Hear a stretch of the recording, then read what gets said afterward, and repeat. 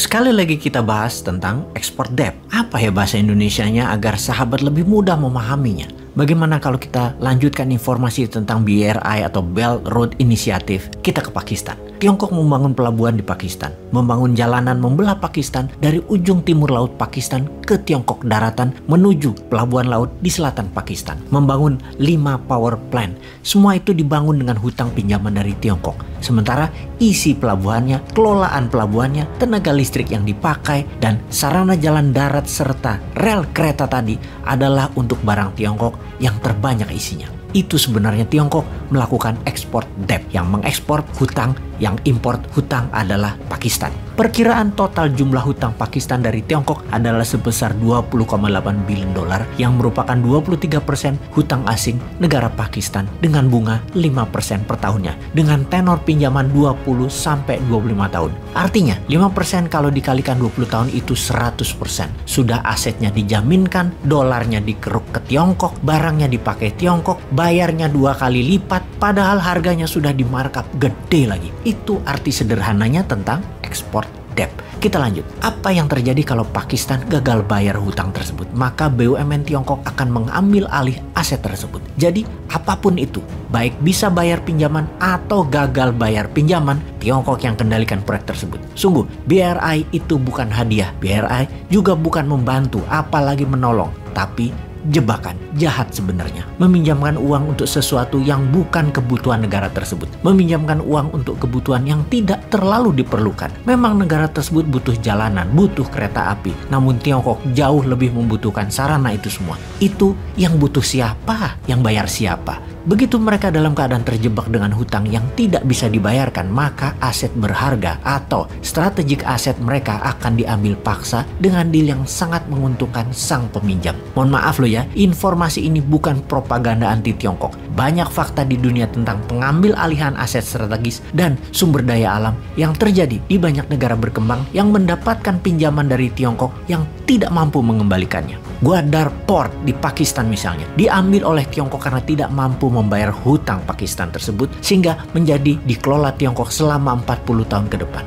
Djibouti pelabuhannya, Obok, menjadi military base-nya Tiongkok dengan hampir 10.000 tentara Tiongkok di sana sebagai pasukan keamanan aset-aset Tiongkok di Afrika, dikelola oleh Tiongkok selama 20 tahun ke depan. Tajikistan harus menyerahkan lahan dengan luas 1.000 km persegi wilayahnya untuk Tiongkok. Laos lebih sadis lagi. PLN-nya Laos 100% dikelola oleh Tiongkok saat ini. Kemudian Hambantota Port, pelabuhan laut lepasnya Sri Lanka, dikelola Tiongkok selama 99 tahun. Sama juga dengan Malacca Gateway-nya di Malaysia, dikendalikan Tiongkok selama 99 tahun. Dan ngomong-ngomong, 99 tahun itu sama dengan kelolaan Hong Kong oleh Inggris yang dimulai di tahun 1898. Secara keuangan, Bank Dunia mengatakan bahwa ada 23 negara berkembang yang mengambil pinjaman hutang Tiongkok atau menjadikan Tiongkok pembiaya dan kontraktor proyek mereka. Punya resiko seperti Laos, seperti Pakistan, seperti Sri Lanka. Dan dari 23 negara tersebut, 8 sudah dalam keadaan genting dan minta bantuan IMF. Mengapa krisis? Karena hutang luar negeri negara tersebut rata-rata adalah 50% hutangnya ke Tiongkok.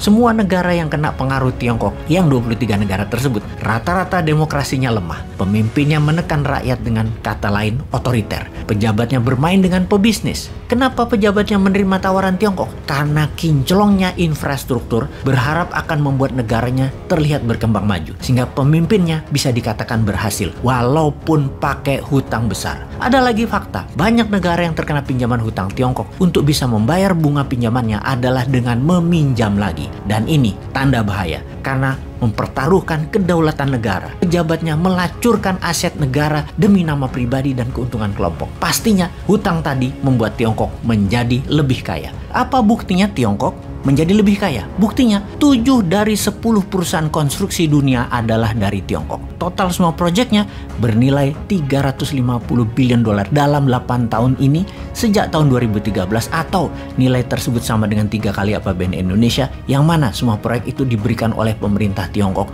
dengan uang Tiongkok. Buktinya lagi, 5 dari 20 bank terkaya di dunia adalah banknya Tiongkok. Bank Tiongkok terlibat dalam 612 proyek di 37 negara senilai 510 billion dolar. Anehnya, proyek konstruksi dan pembiayaan oleh Bank Tiongkok tadi hanya memberikan sumbangan pada GDP nasional Tiongkok tidak lebih 3% saja. What does it tell you? Atau paham nggak Anda kira-kira? Artinya semua ini bukan sumber utama keuntungan Tiongkok, tetapi hanya salah satu strategi untuk Tiongkok menjadi kaya dan berkuasa, karena sumber asli keuntungannya adalah dari apa yang mengisi infrastruktur jalanan dan pelabuhan tadi. Keuntungan terbesar Tiongkok sesungguhnya. 9 pelabuhan yang dikuasai Tiongkok 100% dan mengendalikan 80 pelabuhan dunia adalah kunci sukses lain dari Tiongkok. Dan hal ini adalah bagian dari BRI. Dan ini adalah strategi untuk membuat keuntungan tinggi bagi Tiongkok.